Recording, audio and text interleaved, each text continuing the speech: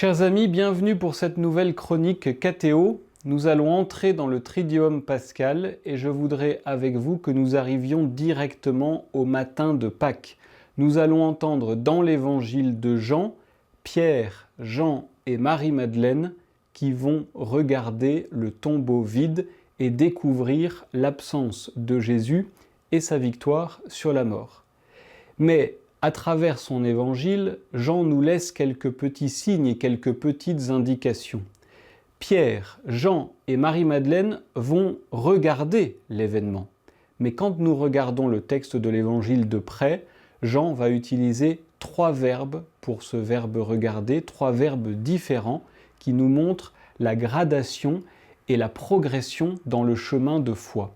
Pierre va se pencher sur le tombeau vide et va regarder l'événement comme de l'extérieur, comme s'il n'entrait pas vraiment dans ce qui se vient de se passer.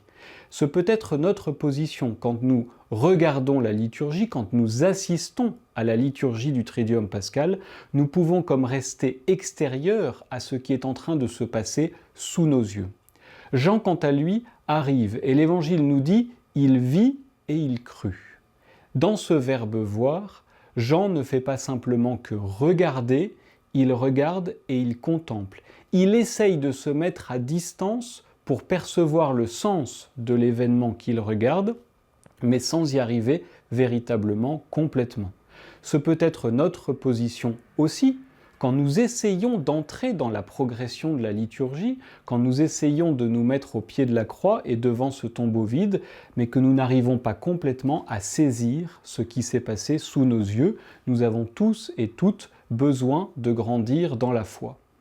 Et Marie-Madeleine, en arrivant devant ce tombeau vide, va non seulement le regarder, va non seulement le contempler, mais va aussi en percevoir le sens, parce que seul au dimanche matin de Pâques, seule Marie-Madeleine arrive à regarder l'événement, à le contempler et à percevoir le sens que la Providence lui donne au cœur de ce monde. À partir de l'événement pascal que nous allons célébrer ce week-end, qui est le cœur de notre foi, le chrétien est invité non seulement à regarder et à contempler l'événement, mais aussi à en percevoir le sens pour le monde. Or, notre monde qui s'agite dans des conflits de plus en plus graves, eh bien, au cœur de ce monde, le chrétien est aussi invité à percevoir la présence de la croix victorieuse de Jésus pour percevoir combien la Providence continue de conduire les événements de ce monde. Que chacun, au cœur de cette fête de Pâques, n'en reste pas au regard ou à la contemplation, mais à la perception des événements du monde que Dieu continue de conduire.